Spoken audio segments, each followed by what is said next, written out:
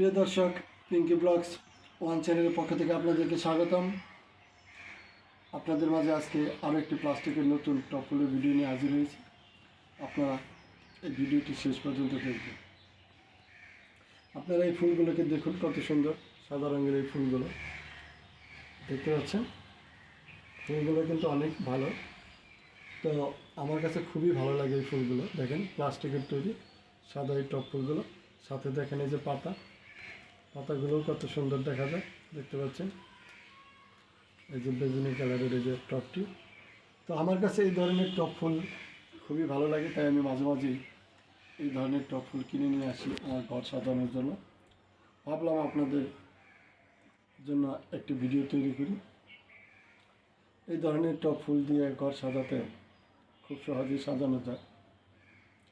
চাইলে আপনারাও খুব সহজে এই ধরনের টপ ফুল দিয়ে আপনাদের ঘর সাজাতে পারবেন।